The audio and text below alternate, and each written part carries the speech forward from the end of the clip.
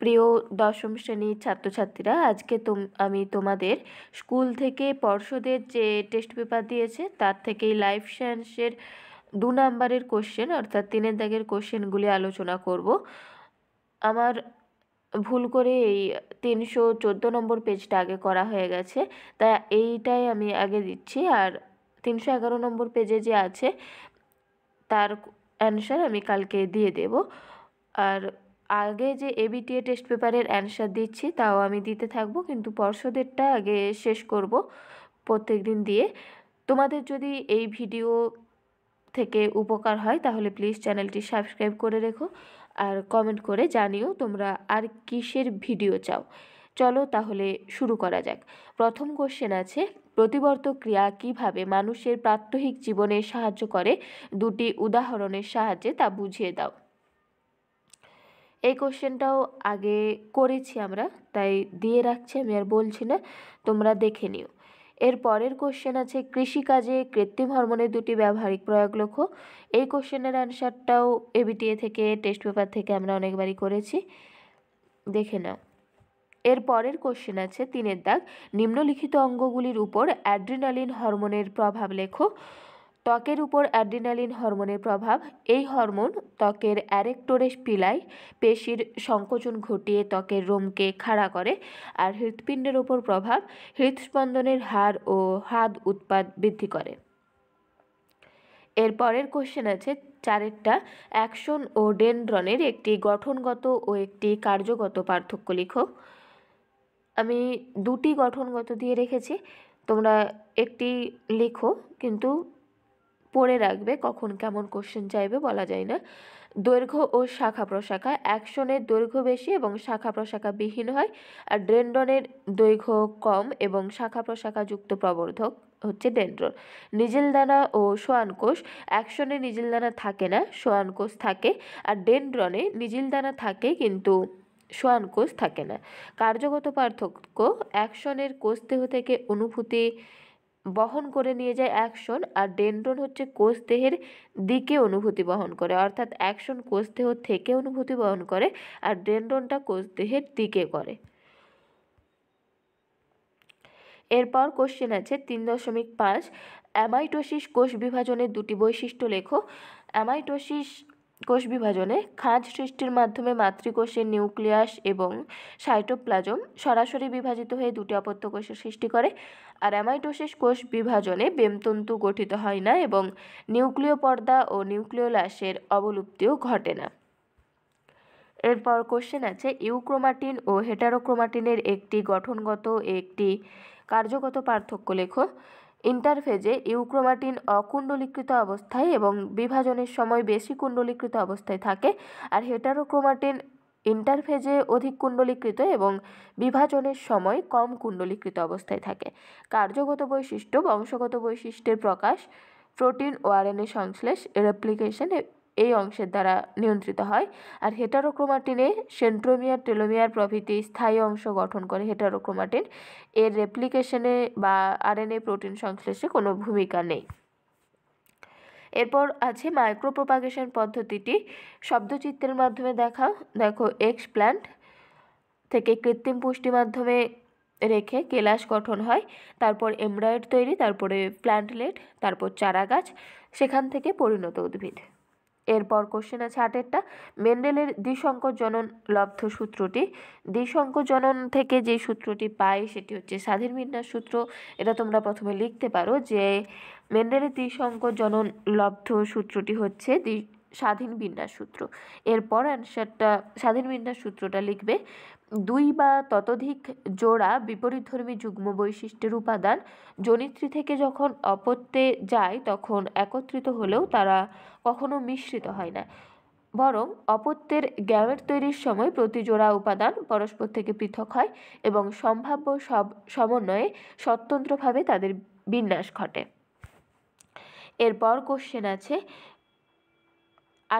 9টা, heterozygous অবস্থা 2টি জিনোটাইপের সাহায্যে প্রকাশ করো।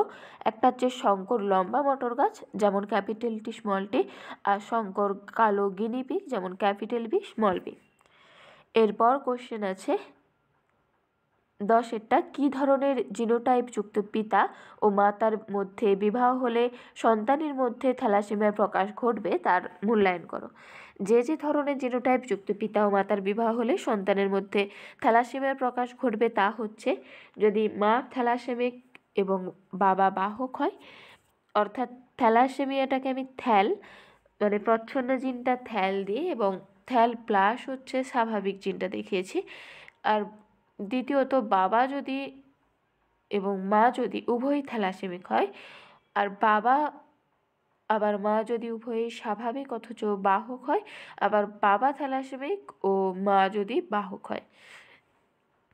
এরপর 11 দাগের কোশ্চেন, মানুষের একাধিক নিষ্ক্রিয় অঙ্গের উপস্থিতি কী তাৎপর্য বহন করে তা ব্যাখ্যা করো।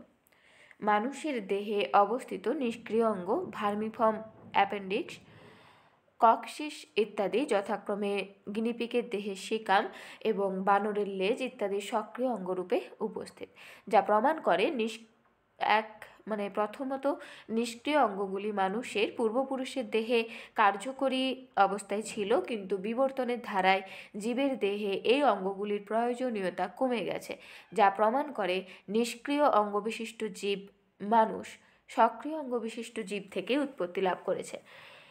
দ্বিতীয়ত, নিষ্ক্রিয় অঙ্গগুলি মানুষের বিবর্তনের ধারা অনুধাবনে সাহায্য করে।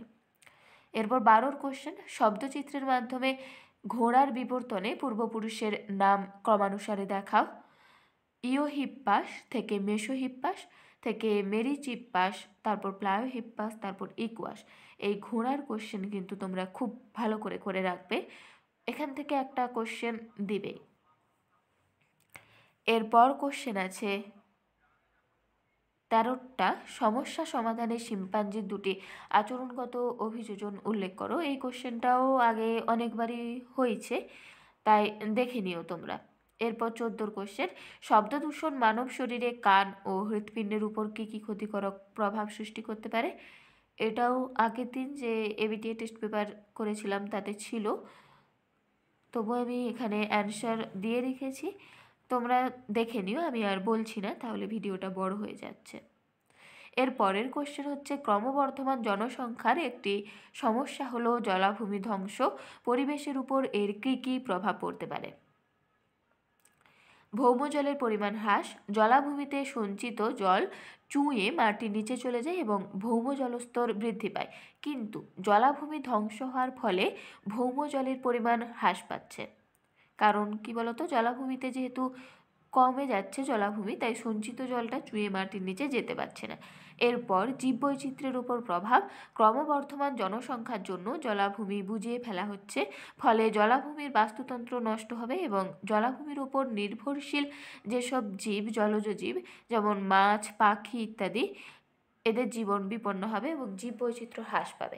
এছাড়া বন্যার সম্ভাবনা বৃদ্ধি, বর্ষার সময় অতিরিক্ত জল জলাভূমিতে সঞ্চিত হয়, ফলে রাস্তাঘাট জলমগ্ন হয় না, কিন্তু জলাভূমির পরিমাণ হ্রাস পায়, বন্যার সৃষ্টি হবে।